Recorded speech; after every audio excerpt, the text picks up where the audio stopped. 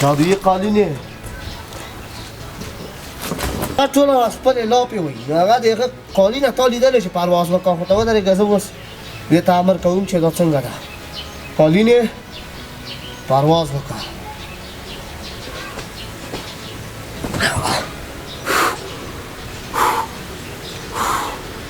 دا هېڅ د باور وړ نه ده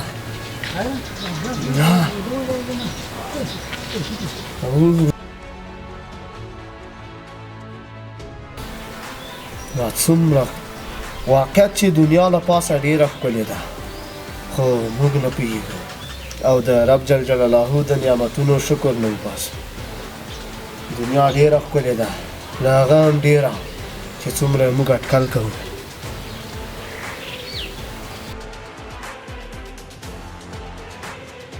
خو چې دا مصر اوس کله را رسېږي یاره چې په داسې سپیډ زه لاړ شم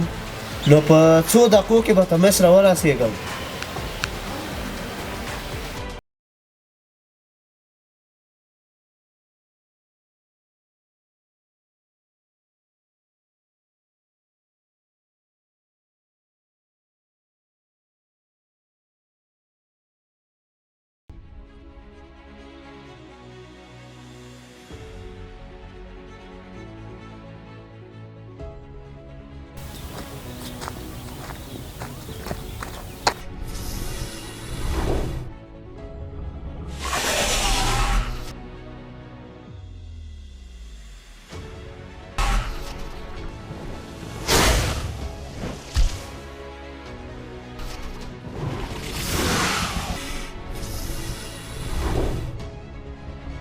معلومیږي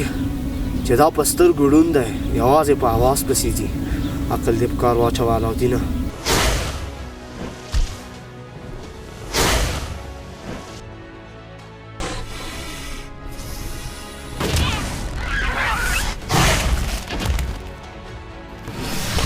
عقل په کار واچوه علاالدینه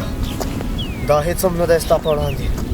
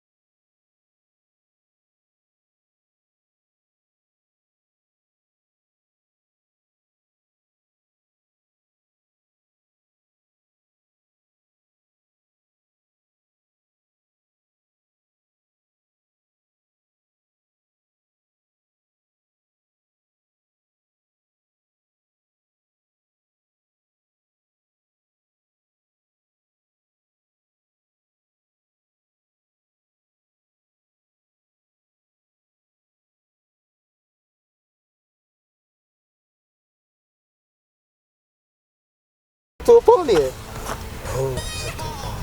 واه واه واه واه واه واه یاره د ما قسمت هم دومره کار وکړه اول ځل ښکاري چې ته راته هوښیار نه پر ښکاري که څنګه ته هوښیار یې ډېر زه خو دا 600 کاله کېږي چې په دې ګوتمۍ کې بندي وم یوازینی کس ته چې زه دې راوښکم اوس چې ته څه امر کوې زه به هغه پوره کوم ښه نو ته دا هغه د کیسې د علاالدین کیسه خو به نه وي ما هغسې کیسه ده کټ مټ او داسې چل وکړه چې ته دا کیسه راته وکړه چې ته په دې کې څخې ته بند شوی وې او بل نه اخره خو 500 کاله بند و ما راوښکه دومره پښیمانه یم نه جادو زده ده په ټکي نه ده خبر یو کالینه یې راکړې کالینه لږ ښه ده نور خو هلکه یا جادو دې کاري نږدې وژلی وي په د خپلې جادو بل خو دې یګانو ته قدرتونه لري اوس ته څه قدرتونه لري زه ډېر قدرتونه لرم ښه ته چې هر څه وغواړې زه هغه کوم ښه زه وهم جوړولی شم وهم جوړولی شي نه زه نن د تا له جادو کار نه اخلم زه ته به دواړه په کالینې باندې ځو ولې چې د بل له جادو مې کار واخیسته خدای چې څه وشوه وهم یې څوک نشي جوړوی داسې دروغ خبره ده وهم جوړوي زه له هغو پیریانو نه یم اوس په زما قدرت ووینې هلکه پیری ماما داسې تک باران ته زه نه اخلم په باران ته زه له هغو پیریانو نه یم چې دې ماته